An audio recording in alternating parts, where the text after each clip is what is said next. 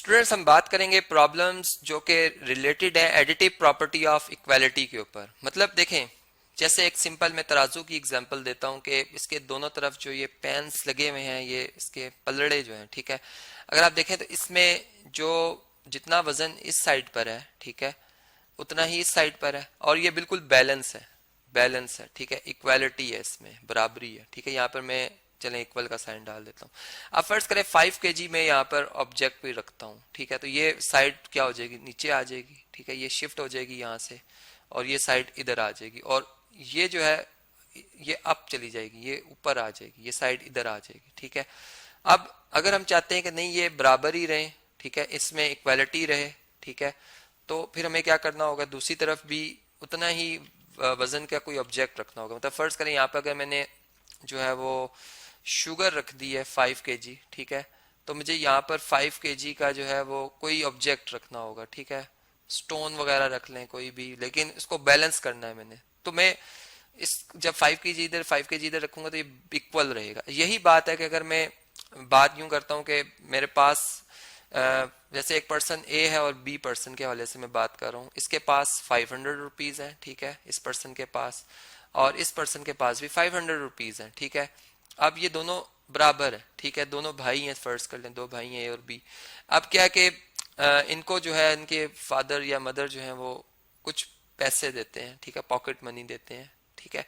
तो अब वो इक्वालिटी रखना चाहते हैं, तो आप देखें इक्वालिटी के लिए वो इन्हें जब रुपीज फर्ज करें मजीद 150 दे देते हैं, तो इन्हें भी वो 150 ही देंगे, ठीक है, इक्वालिटी के लिए। और फिर जब सम किया जाएगा दोनों तरफ, तो ये रुपीज 650 इनके पास हो जाएंगे और रुपीज 650 इनके पास हो जाएंगे। मतलब कि इसी को हम कहते हैं कि आपने जो एडिटिव प्रॉपर्टी है वो ये हमें बताती है इक्वालिटी, कि आप बराबर रखना चाहते हो, तो फिर आप जो अमाउंट है वो दोनों तरफ साइड, लेफ्ट साइड हो या राइट साइड हो, ठीक है, ये राइट हैंड साइड है हमारी और ये हमारी लेफ्ट हैंड साइड है, तो दोनों तरफ आप सेम अमाउंट, सेम जो नंबर है वो आप ऐड करेंगे, तो आपका जो अमाउंट है लेफ्ट और राइट की वो इक्वल रहेगी, ठीक है। यही बात है, ये बात आप समझ गए हैं जी, ठीक है। इसी तरह से अब हम इसको और प्रॉब्लम्स पे भी अप्लाई कर सकते हैं, ठीक है। मतलब दो ट्विन्स हैं, ए और बी ट्विन्स हैं, ठीक है, दोनों की एज इक्वल है। अब क्या है, मतलब अप्रोक्सीमेट इक्वल है, अप्रोक्सीमेट इक्वल कह लें, या चलें इत्तेफाक है कि दो दोस्त हैं जो कि एज वाइज बिल्कुल एग्जैक्ट इक्वल है, ठीक है, एग्जैक्ट इक्वल है। इसकी एज भी 12 ईयर एग्जैक्ट है और इस पर्सन की भी 12 ईयर्स एग्जैक्ट एज है, ठीक है। After after 3 years, after 3 years जो पर्सन हमारे पास होंगे ए, उनकी एज कितनी होगी, जाहिर बात है उनकी 15 ईयर्स हो चुकी होगी एज, ठीक है।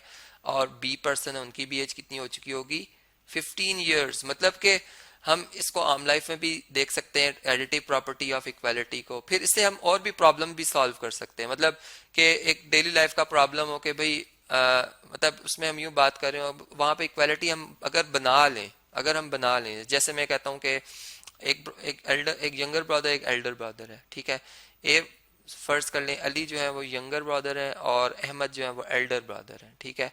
अब अहमद की एज 30 ईयर्स है जबकि अली की एज 15 ईयर्स है, ठीक है। अब हम कहते हैं कि फर्ज करते हैं कि हमें अहमद की एज मालूम करनी है, ठीक है, अहमद की एज हमें नहीं पता, तो हम यूं कहते हैं कि अच्छा अली की एज जो है ना वो अहमद की एज से हाफ है, ठीक है, या मैं यूं कहूंगा अहमद की एज अली की एज का क्या है, डबल है, ठीक है।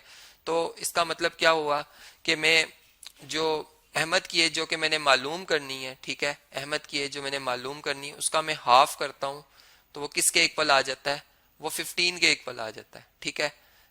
अब देखें यहाँ पर इक्वालिटी आ गई है। अब फर्ज करें कि हमें एक और वो इंफॉर्मेशन देते हैं कि अगर आफ्टर मतलब जो है आफ्टर 3 ईयर्स, आफ्टर 3 ईयर्स जो है आपने बताना होगा कि मतलब आपने प्रेजेंट एज नहीं बतानी है अहमद की, आफ्टर 3 ईयर्स इनकी कितनी एज होगी, ठीक है। तो आफ्टर 3 ईयर्स जाहिर बात है कि आफ्टर 3 ईयर्स इनकी एज हमें पता है 33 होगी और इनकी कितनी हो जाएगी, इनकी 18 हो जाएगी। फिर ये रिलेशन नहीं रहेगा, लेकिन हमें हमें पता है कि इधर भी हमें 3 ऐड करना है x/2 में, ठीक है, इधर भी हम 3 ऐड कर लेंगे और यहाँ भी हम क्या कर लेंगे 3 ऐड कर लेंगे, तो ये 18 बन जाएगा। अब देखें इक्वालिटी रही। अब आंसर अगर हमने लेके आना है तो ये जो x हमारे पास एज आएगी ना, ये बेसिकली कौन सी एज आएगी इनकी, ये होगी इनकी प्रेजेंट एज, और आफ्टर 3 इयर्स के लिए फिर हम लास्ट में 3 इसमें ऐड कर लेंगे। ठीक है, ये बात आपको समझ आ गई मेरी।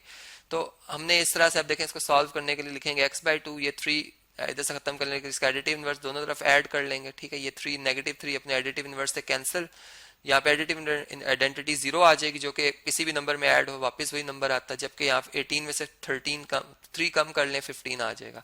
अब 2 जो 1/2x से मल्टीप्लाई हो रहा है, ठीक है, इसका मल्टीप्लीकेटिव इनवर्स जो कि 2 है दोनों तरफ मल्टीप्लाई कर दिया जाएगा, यहाँ भी और यहाँ भी चलें 2 से मल्टीप्लाई कर दिया तो ये 2 से कैंसिल हो जाएगा और x आ जाएगा 30 इयर्स। तो इसका मतलब कि प्रेजेंट एज तो उनकी 30 इयर्स है, और जो आफ्टर 3 इयर्स इनकी एज होगी वो कितनी होगी, 33 होगी। तो इस तरह से हम बता सकते हैं कि 33 इयर्स जो इनकी एज है। ठीक है, आफ्टर 3 इयर्स जो उनकी एज है वो कितनी है। तो बात आपको समझ में आई कि हमने कैसे जो है वो एडिटिव प्रॉपर्टी को अपनी जो मैथमेटिक्स है, एक अरिथमेटिक जो या हम यूँ कह सकते हैं जो बेसिक अलजेब्रा, उसके ऊपर उसको अप्लाई किया, और जो उसमें एडिशन था उसको हमने समझा कि कैसे हम सेम अमाउंट को अगर दोनों तरफ ऐड करें तो वो जो इक्वालिटी है वो बरकरार रहती है।